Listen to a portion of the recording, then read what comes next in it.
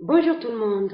Alors aujourd'hui, j'aimerais te partager les différents types de relations que nous rencontrons dans notre vie. Tout au long de notre vie, des personnes vont rentrer et sortir dans notre vie. Ce qu'il faut savoir, c'est que chaque personne qui entre dans notre vie a une mission spéciale, a un cadeau à nous laisser, a quelque chose à nous apprendre. Et très souvent, il s'agit, ça va être quelqu'un qui va être là que temporairement, mais vraiment temporairement, pour nous mettre sur la voie dans laquelle nous devons être. Ça, c'est ce qu'on appelle les anges. Il y a d'autres qui vont être là pour nous apprendre des choses. Ça, c'est ce qu'on appelle des enseignants. Et certains sont là pour guérir d'anciennes blessures que nous avons en nous. Ceux-là, ce sont des guérisseurs. Et enfin, les autres types de rencontres, mais ça, c'est des plus rares, qu'on appelle les flammes jumelles. Donc, dans les relations amoureuses, nous avons souvent affaire à ces quatre types de personnages que nous allons rencontrer dans notre vie. Donc, le premier type de personnage, donc les anges. Un ange, il va venir dans ta vie quand tu es le plus désespéré possible, quand tu es le plus perdu possible, quand tu te poses 10 000 questions sur le droit d'être aimé ou pas, sur ce qu'est l'amour, sur est-ce que tu mérites d'être aimé ou pas. Et là, comme par magie, tu vas rencontrer une personne extraordinaire qui va te dire oui, tu mérites d'être aimé, qui va te mettre sur le chemin de l'amour. Mais seulement, cette personne ne va pas rester. Elle va juste être là pour répondre aux questions que tu te poses dans la relation amoureuse.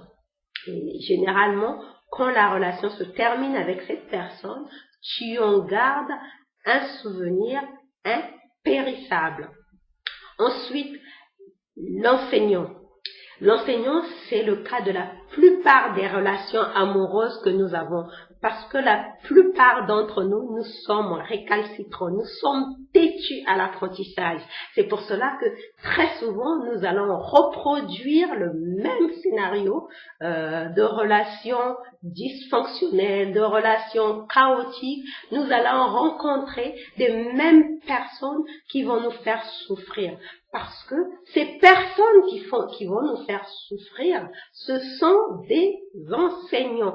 Tant qu'on n'apprend pas notre leçon, nous allons continuer à rencontrer ces enseignants. Parce que lui, l'enseignant, son but, c'est que tu apprennes ta leçon. Le troisième type de personne, c'est le guérisseur. Le guérisseur, il est plein de compassion, il est plein de douceur, il est bienveillant. Mais souvent, la personne qui a des blessures enfouies va parfois se montrer sur la défensive. Donc, ne va pas reconnaître le rôle guérisseur de cette rencontre, de cette personne qui vient à elle dans la relation amoureuse. Donc, ce qui fait que parfois, la relation au début peut être difficile.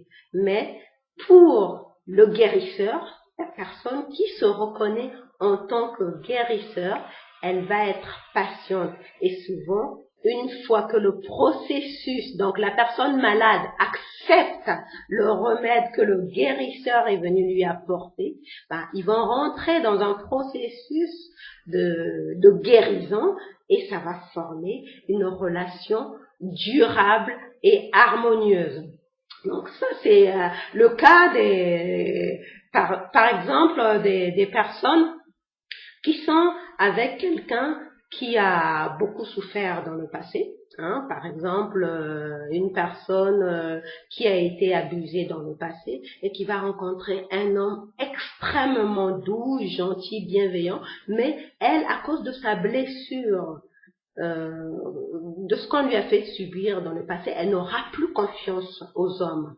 Donc, cette personne qui a le rôle de guérisseur va se montrer patient, bienveillant et finalement va amener cette personne qui a des blessures à lui faire confiance et c'est là qui crée une relation harmonieuse et qui dure dans le temps. Et même si la relation un jour se termine, la personne qui a guéri se montrera reconnaissante pour la personne qu'il a rencontrée dans sa vie.